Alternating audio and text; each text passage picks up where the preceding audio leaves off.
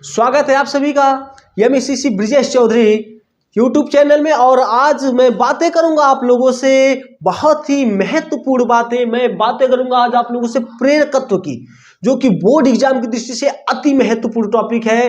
ये आपका जो प्रेरकत्व होता है दो प्रकार का होता है, एक आपका स्वप्रेरण और एक आपका अन्योन प्रेरण।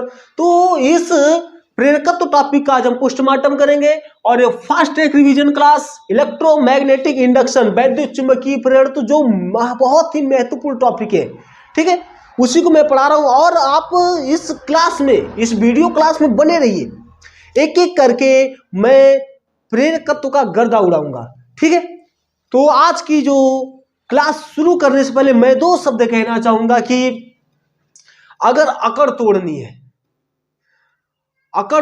है तो उन मंजिलों का तोड़िए जिनको अपनी ऊंचाई पे बहुत गुरूर है। तो आइए, तो सबसे पहले हम बात करते हैं प्रेरकत्व क्या होता है। एक एक करके मैं बातों को लिंक करूंगा और उसके बाद इस टॉपिक का एकदम पोस्टमार्टम हो जाएगा। चलिए, जैसे यह आपका कोई कुंडली होता है, टाइम बिना लेस करते हुए, इस कुंडली, एक कुंडली है, जब इस कुंडली के चुंबकीय फ्लक्स के मान में परिवर्तन होगा, इस कुंडली के चुंबकीय फ्लक्स के मान में परिवर्तन होगा, चुंबकीय फ्लक्स के मान में परिवर्तन होगा, तो एक प्रेरित विद्युत वाहक बल उत्पन्न होता है, जिसके कारण इस कुंडली में एक प्रेरित धारा बहने लगती है और इस घटना को हम प्रेरकत्व कहते हैं। अगर फिर से, जब किसी कुंडली के चुंबकीय फ्लक्स के मान में परिवर्तन होता है, चुंबकीय फ्लक्स φb के मान में परिवर्तन होता है, तो उस कुंडली में एक धारा, एक विद्युत वाहक बल उत्पन्न होता है और उस विद्युत वाहक बल के कारण उस कुंडली में एक धारा बहने लगती है, जिसे प्रेरित धारा कहते हैं। तो धारा के इस प्रकार बहने के इस गुण को हम कहते हैं, या इस घटना को हम कहते हैं प्रेरकत्व, इंडक्टेंस। इतनी बातें, मैं आपका रट्टाफिकेशन एकदम खत्म कर दूंगा। जो आपका रट्टाफिकेशन है, क्लास में बस बने रहिए, एकदम एक एक करके मैं सभी बातों को आपके सामने गर्दा उड़ाते चलूंगा, हर बात का मैं पोस्टमार्टम करूंगा। तो प्रेरकत्व किसे कहते हैं, एक बार फिर से, जब किसी कुंडली के चुंबकीय फ्लक्स के मान में परिवर्तन होता है, चुंबकीय फ्लक्स आपका φb के मान में परिवर्तन होता है, तो एक आपका वैद्युत वाहक बल उत्पन्न होता है, जिसके कारण उस कुंडली में एक धारा बहने लगती है, जिसे कहते हैं प्रेरित धारा, और इस घटना को हम प्रेरकत्व कहते हैं। इतनी बातें। अब हम बात करते हैं, प्रेरकत्व दो प्रकार का होता है, एक आपका होता है अन्योन प्रेरण और एक आपका होता है स्वप्रेरण। तो हम बातें करते हैं आप लोगों से अन्योन स्वप्रेरण की। सबसे पहले बातें करते हैं, पहले स्वप्रेरण का गर्दा उड़ा दे। स्वप्रेरण अगर आपको समझ में आ जाएगा तो अन्योन प्रेरण का गर्दा अपने आप उड़ जाएगा। स्वप्रेरण हेडिंग लगा देते हैं, स्वप्रेरण, इसको कहते हैं सेल्फ इंडक्शन।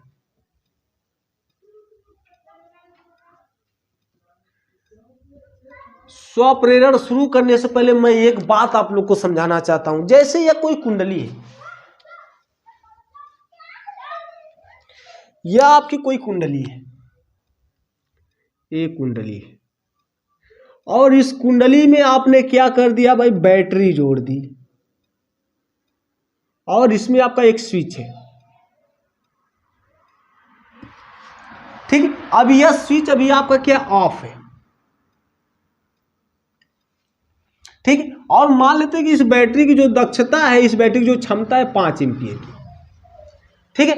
और इसमें सपोज करते हैं, जैसे आप लोग, एक एग्जांपल मैं आपको देता हूं कि आपका जो बोर्ड होता है, बोर्ड के पास जाते हैं, उसमें बहुत सारे आपके उपकरण लगे होते हैं, पंखा है, टीवी है, फ्रिज है, जो भी है आपका, ठीक है। जैसे सपोज करते, लेटर सपोज मैं पंखे की बात करता हूं, तो अभी आपने क्या कर दिया भाई, अभी इसको आपने चालू नहीं किया है, ठीक है। तो जैसे सपोज कर लेते कि आपका अभी आपने चालू नहीं किया, तो इसमें कुंडली में या आपका जो बोर्ड है उसमें आपकी धारा क्या होगी, 0 होती है।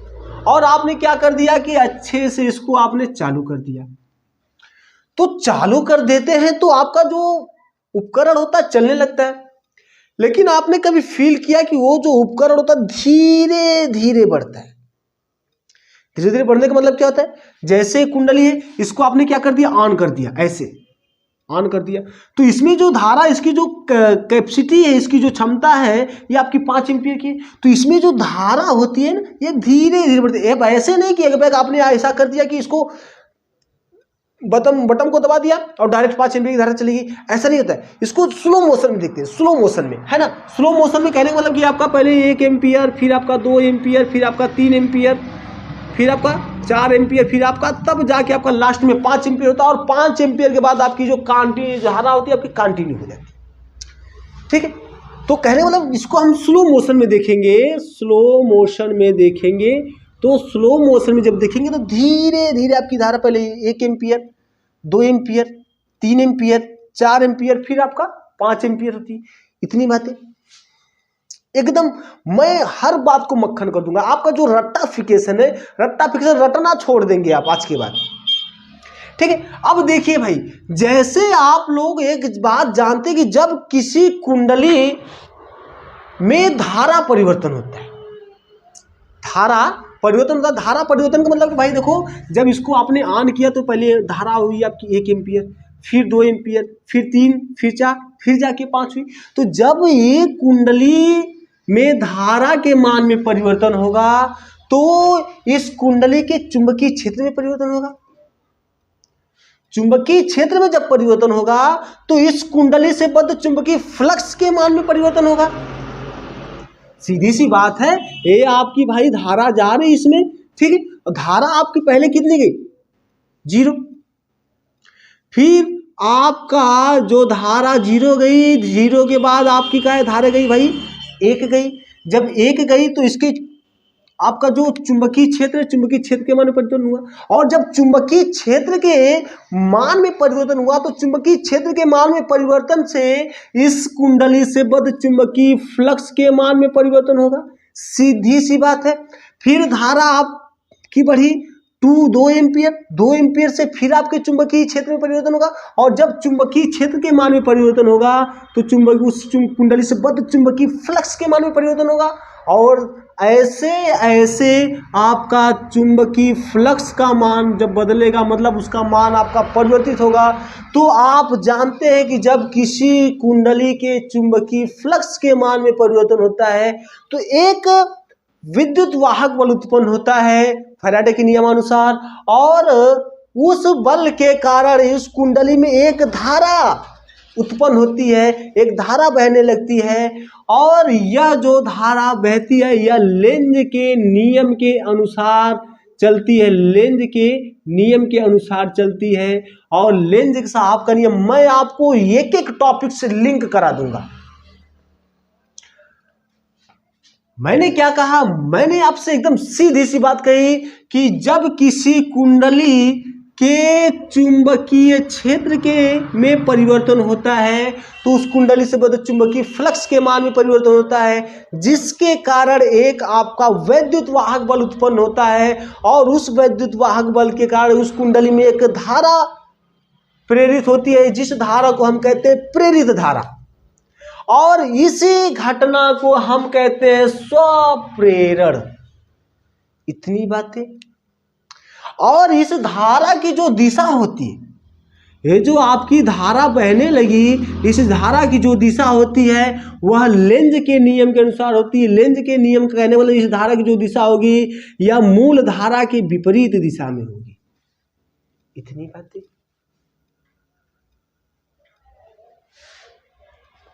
ओके, बातें समझ में आई हैं? मैं समझता हूं कि समझ में आ गई है। मैंने आपसे कहा जब इसके चुंबकीय फ्लक्स के मान में परिवर्तन होगा तो एक आपका वैद्युत वाहक बल उत्पन्न होता है और उसके कारण एक धारा प्रेरित होती है जिसकी दिशा पहले की धारा के विपरीत में होती है। और इस घटना को हम स्वप्रेरण कहते हैं। इतनी बातें। ये आपकी जो प्राथमिक धारा इस दिशा में चलेगी और जो उत्पन्न धारा है ये आपकी इस दिशा में चलेगी, मतलब ये आपकी प्रेरित धारा है। इतनी बातें। अब हम ये तो आपने भी ऑन किया है, कंटिन्यू बने रहिएगा, ये आपने भी ऑन किया है। जब हम इसको ऐसे करते, जब हम इसको ऑफ करते, ऑफ करने का मतलब कि भाई ये आपका कुंडली है, एक कुंडली में आपने जोड़ दिया बैटरी, ये लगा दिया आपने कुंजी, ठीक। अभी ये कुंजी क्या थी, ऑन थी। जब इसको ऑफ करेंगे, जब इसको ऑफ करेंगे, यहां से इसको हटाएंगे, तो भाई साहब एक गजब देखना, धारा आपकी 5 एम्पियर है, ठीक। जब इसको ऑफ करेंगे तो यह आपका डायरेक्ट 5 से 0, 5 एम्पियर से तो 0 हो नहीं जाएगा, 5 एम्पियर से 4, 4 से 3, 3 से 2, 2 से 1, ठीक है।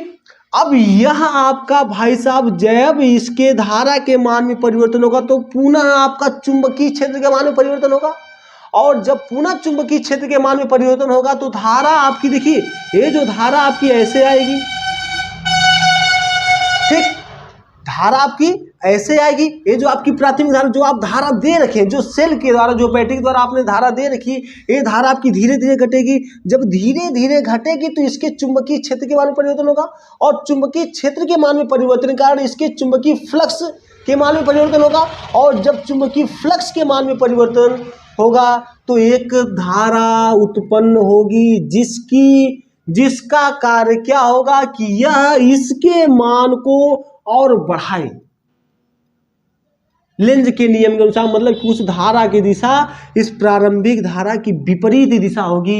हालांकि इस धारा की कुछ औकात कुछ नहीं है, इस धारा की जो औकात कुछ नहीं है, बाद में यह खत्म हो जाएगी, किंतु यह धारा उत्पन्न होगी, और यही घटना आपकी कहलाती है स्वप्रेरण। वही स्थिति यहाँ पे है, जो धारा उत्पन्न होगी यह इस वाली धारा की विपरीत दिशा में उत्पन्न होगी। इसकी दक्षता, इसका औकात कुछ नहीं है, लेकिन फिर भी यह आपकी उत्पन्न होती है। पुनः जब आपका एम्पियर, जैसे कहने का मतलब, जब ये आपकी धारा एकदम कंटिन्यू 5 एम्पियर जा रही है, एकदम 5 एम्पियर जा रही है, 5 एम्पियर जा रही है, तो चुंबकीय क्षेत्र के मान परिवर्तन नहीं हो रहा है, चुंबकीय फ्लक्स के मान परिवर्तन नहीं हो रहा है। जब चुंबकीय फ्लक्स के मान में परिवर्तन नहीं हो रहा है तो ये धारा आपकी क्या हो जाएगी, 0 हो जाएगी। ये बात को नोट कीजिएगा। इतनी बातें।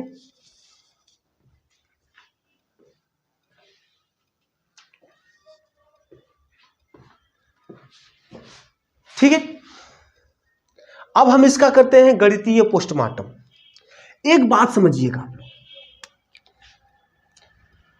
एक बात समझिए कि ये आपका जो है आई, चुंबकीय फ्लक्स के मान में परिवर्तन क्यों हो रहा है, धारा के कारण हो रहा है। अगर धारा आपकी, देखिए मैंने आपसे भी बात कहा ना कि ये अगर धारा आपकी फिक्स हो जाएगी तो चुंबकीय फ्लक्स नहीं बदलेगा। मतलब कि चुंबकीय फ्लक्स कब बदल रहा है, जब धारा आपकी घट रही है या बढ़ रही है, ठीक है। तो कहने का मतलब कि जो आपका चुंबकीय फ्लक्स में परिवर्तन हो रहा है वह किसके कारण हो रहा है, यह धारा आई के कारण हो रहा है। चुंबकीय फ्लक्स के मान में जो परिवर्तन हो रहा है वह किसके कारण हो रहा है भाई, धारा आई के कारण हो रहा है। इतनी बातें। जो आपका चुंबकीय फ्लक्स में परिवर्तन है वह आपका धारा आई के अनुक्रमानुपाती है। मतलब कि जब धारा के मान में परिवर्तन हो रहा है तभी, जब यहां से यह प्रोपोर्शनल हटेगा तो आपको मिलेगा फाई बी इक्वल टू आपको मिलेगा यल आई, जहां यल एक नियतांक होता है जिसे स्वप्रेरण गुणांक कहते हैं। जहां यल एक नियतांक होता है जिसे स्वप्रेरण गुणांक कहते हैं। एक बात यहां से इसको समीकरण नंबर 1 मान लेते हैं। अब देखिए यहां पे एक फैराडे साहब ने नियम दिया था। फैराडे साहब ने क्या कहा, फैराडे साहब ने कहा कि जब किसी कुंडली से बद्ध चुंबकीय फ्लक्स के मान में परिवर्तन होता है तो एक वैद्युत वाहक बल उत्पन्न होता है, और वो जो वैद्युत वाहक बल उत्पन्न होता है उसका जो मान होता है वह कुंडली के चुंबकीय फ्लक्स परिवर्तन की ऋणात्मक दर के बराबर होता है। जो उत्पन्न विद्युत वाहक बल होता है उसका जो मान होता है वह कुंडली के फ्लक्स परिवर्तन के दर की ऋणात्मक के बराबर होता है। दोनों बातें एक ही है, फ्लक्स परिवर्तन की ऋणात्मक दर के बराबर होता है या फ्लक्स परिवर्तन की दर के ऋणात्मक के बराबर होता है, दोनों बातें आपकी एक ही हैं। तो यह समीकरण नंबर 2। हम क्या करते हैं, जो फाई बी है इस फाई बी का मान इसमें रख देते हैं। जब फाई बी का मान इसमें रखेंगे तो यह आपको मिलेगा E minus D. Phi B का मान आपका LI/dt, L एक नियतांक है, E मिलेगा -LDI/dt। इसकी आगे की बात, इसका जो फार्मूले का पोस्टमार्टम है इसको मैं आगे वाली क्लास में डेरिवेट एकदम अच्छे से करूंगा इसकी बाद में, और इसकी बातें और आगे की जाएंगी, अच्छे से की जाएंगी। हालांकि अब मैं बातें करने जा रहा हूं अन्योन प्रेरण की। अब अन्योन प्रेरण, इसको कहते हैं mutual induction, MUTUAL, mutual induction. चलिए अन्योन प्रेरण की बातें करते हैं। अन्योन प्रेरण में क्या होता है, दो कुंडली होती है।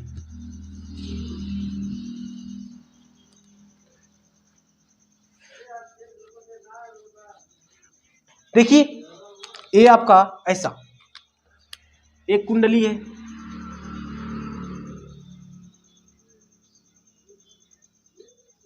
इसमें हम बैटरी जोड़ देते हैं और इसमें आपका एक कुंजी लगी होती है। इसके पास में एक और कुंडली होती है और इसमें हम धारा मापी लगा देते हैं। धारा मापी क्या करता है, करंट को मापता है। ठीक है, एकदम अच्छे से, एकदम लॉजिकली, एकदम मतलब कि जैसे मैं आपको, अगर आपको जो स्वप्रेरण समझ में आ गया होगा तो मैं कह रहा हूं कि अन्योन प्रेरण एकदम किसी की औकात नहीं है कि अन्योन प्रेरण न समझ में आए। ठीक है, देखिए कोशिश कीजिए, कोशिश करने वाले में कभी हार नहीं होती। ठीक है, हालांकि ये जो कहते हैं कि नहीं दिल टूट गया, दिल ऐसा था, दिल वैसा था, अरे भाई साहब दिल टूट गया, कैसा दिल था? अरे भाई साहब लड़कों का दिल तो ये होना चाहिए कि अभी, है ना, लड़कों के दिल में मैं बता रहा हूँ, मैं तो भाई हम लोग पास एक एक्सपीरियंस है, एक अनुभव है। इतना बड़ा दिल होता है कि भाई गर्लफ्रेंड के लिए जगह होती है इसमें, माँ बाप के लिए जगह होती है, और उसके लिए पड़ोस वाली के लिए जगह होती है, गर्लफ्रेंड की जो सहेली है उसके लिए भी जगह होती है। मतलब कि गजब का दिल होता है। और लड़कियों का दिल क्या होता है, लड़कियों भाई छोटा सा दिल होता है, उसने दिल तोड़ दिया, अरे भाई साहब ये तो पहाड़ टूट गया।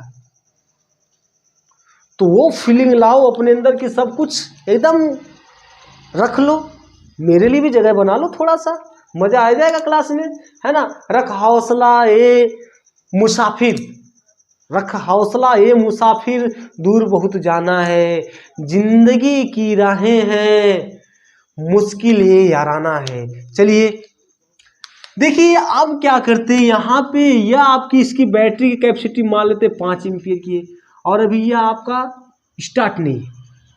ठीक है, स्टार्ट नहीं है। हम क्या करते हैं, यहाँ पे जो बैटरी की अगर बाय द वे अगर हम यहाँ से ऑन करते हैं तो बैटरी का जो लेवल होगा शुरू होगा 0 से, फिर 1 एम्पीयर, फिर 2 एम्पीयर, फिर 3 एम्पीयर, फिर 4 एम्पीयर, फिर आपका 5 एम्पीयर, ऐसे आपका इंक्रीजिंग होगा। और इसको हम कहते हैं प्राथमिक कुंडली, और यह जो कुंडली होती है इसको हम कहते हैं द्वितीय कुंडली। ठीक है, एक बात ध्यान से समझिएगा, अभी यहां पे करंट आपका क्या 0, भी आपने ऑन नहीं किया। अभी जब आप ऑन करेंगे, जब इसको कुंजी को आप दबा देंगे, जब कुंजी को दबाएंगे तो देखिएगा कि यह जो करंट है धीरे धीरे इंक्रीज होना शुरू होगा। पहले 1 एम्पीयर होगा, यह धारा आपकी I1, पहली कुंडली में धारा आपकी I1 हो रही।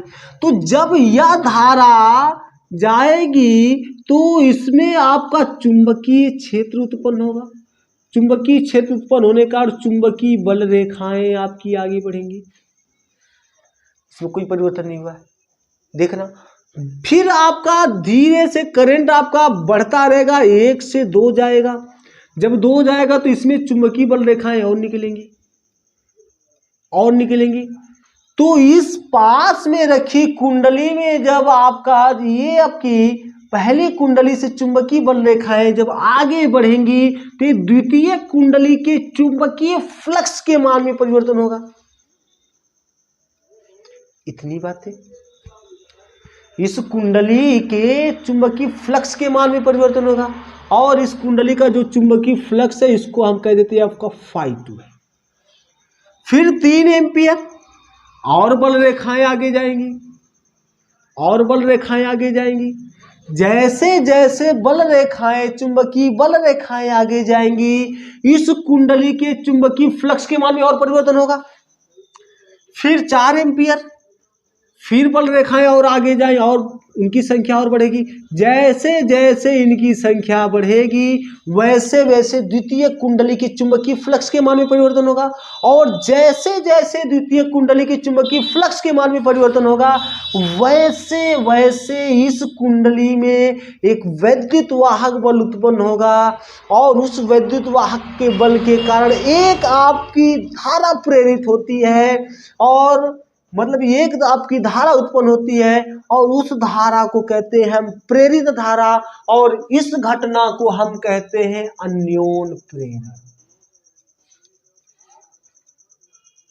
एकदम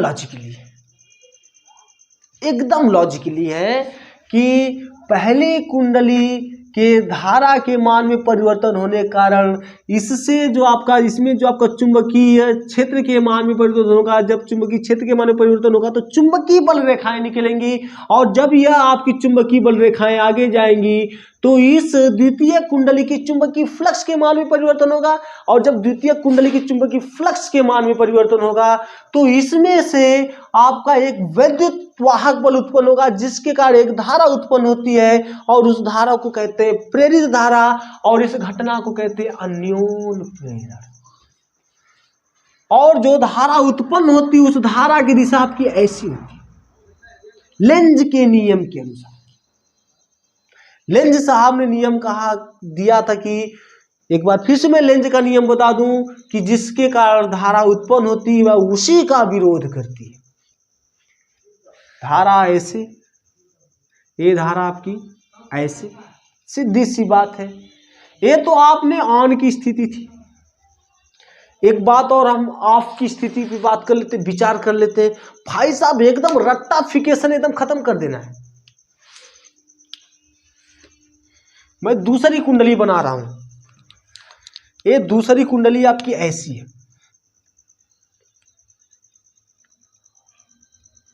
ये आपका ऐसा, इसमें बैटरी जोड़ दिया आपने और इसमें आपने ये कुंजी है आपकी, इसके पास में कुंडली है। अदर मार्कर से बना दे रहा हूं ताकि आपको समझ में आ जाए। ये आपकी कुंडली, इसमें आपने गैल्वेनोमीटर लगा रखा है, ठीक है। और इसको आपने क्या कर दिया, ए प्लस ए माइनस आपका 5 एम्पियर। तो जब 5 एम्पियर ये आपका ऑन है ना, जब इसको हम ऑफ करेंगे, ऑफ की स्थिति का मतलब हुआ था आपका ए वाला 5 एम्पियर की धारा जा रही, तो 5 एम्पियर से डायरेक्ट आपका जीरो तो हो नहीं जाएगा। जब भी होगा तो आपका 5 से 4 होगा, 4 से 3 होगा, 3 से 2 होगा, 2 से आपका 1 होगा, उसके बाद फिर आपका तब जाकर जीरो होगा। इतनी बातें। तो जब इसको हम ऑफ करेंगे भाई साहब, तो इसमें आपकी धारा जा रही AI1। तो जैसे जैसे धारा 5 से 4 होगी तो इसमें फिर से चुंबकीय बल रेखाएं आगे बढ़ेगी ऐसे। अभी ज्यादा जा रही है, ज्यादा जा रही है, ज्यादा जा रही है, ठीक। फिर 4 होगा कुछ कम होगी, फिर 3 होगा तो कुछ कम होगी। मतलब कि फिर से इस द्वितीय कुंडली के चुंबकीय फ्लक्स के मान में परिवर्तन होगा। जब चुंबकीय फ्लक्स के मान में परिवर्तन होगा तो एक धारा, एक वैद्युत वाहक बल उत्पन्न होगा, जिसके कारण एक धारा उत्पन्न होती है जिसको कहते हैं प्रेरित धारा, और उस प्रेरित धारा की दिशा इस बार ऐसी होगी। एक बात ध्यान देना, हम क्या कर रहे हैं, परिवर्तन किस में कर रहे हैं, I1 में। I1 को घटा रहे हैं, बढ़ा रहे हैं, तो परिवर्तन किस में हो रहा है, द्वितीय कुंडली के चुंबकीय फ्लक्स में। इस बात को ध्यान देना, हम धारा घटा रहे हैं, बढ़ा रहे हैं किसके, प्राथमिक कुंडली के, इसको हम कहते हैं प्राथमिक कुंडली, और परिवर्तन किस में हो रहा है, द्वितीय कुंडली के चुंबकीय फ्लक्स में। तो कुल मिलाकर कहने का मतलब यह है कि द्वितीय कुंडली का जो चुंबकीय फ्लक्स किसके अनुक्रमानुपाती होता है, प्राथमिक कुंडली के धारा I1 के। जब यहां से प्रोपोर्शनल हटेगा तो φ2 इक्वल टू मिलेगा MI1, φ2 इक्वल टू MI1। और फैराडे साहब ने जो नियम दिया था कि जो उत्पन्न आपका वैद्युत वाहक बल होता है वह आपका होता है -d∅2/dt। इस φ2 का मान, यहाँ से जो φ2 का मान, इसको समीकरण नंबर 1 कर लेते हैं, इस φ2 का मान इसमें रख देते हैं, तो यह आपका हो जाएगा E इक्वल टू -d∅2 के जगह पे आपका हो जाएगा MI2/dt। यम आपका नियतांक है और आपको मिल जाएगा E इक्वल टू -di1 हो जाएगा, di1/dt, जहां यम एक नियतांक है जिसे हम अन्योन्य प्रेरण गुणांक कहते हैं, और इसके बारे में आपको डीपली बातें अगले क्लास में की जाएगी। मैं समझ सकता हूं कि ये बातें आपको पूरी तरह से एकदम मक्खन होगी। एक बात और, ये बात कोई नहीं बताएगा, मैं किताबी ज्ञान नहीं देता हूं। एक बात मैं अभी बताने जा रहा हूं, मैंने कहा ना मैं किताबी ज्ञान नहीं देता हूं। किताबों से रट्टाफिकेशन मार देना तो हर कोई किताब का रट्टाफिकेशन मरवा सकता है।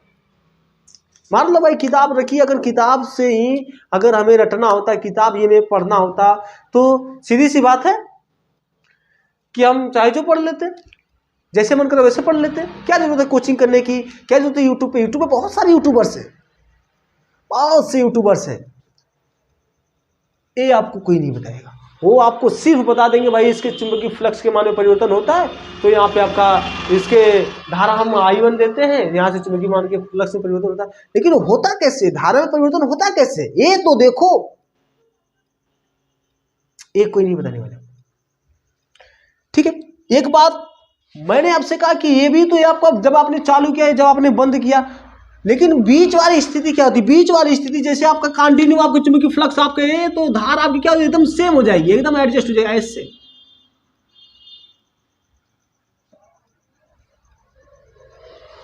ठीक, चलिए, तो अगर बातें समझ में आई हो तो इस वीडियो को पहले लाइक कर दीजिएगा, कि अभी तक आपने चैनल को सब्सक्राइब नहीं किया तो चैनल को सब्सक्राइब कर दीजिएगा, और बेल आइकन दबा दीजिए ताकि आगे आने वाली जो क्लास है उसकी नोटिफिकेशन आपको सबसे पहले मिल जाए।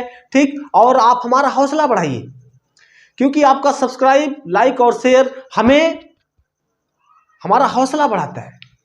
ठीक है, bye bye, all the best.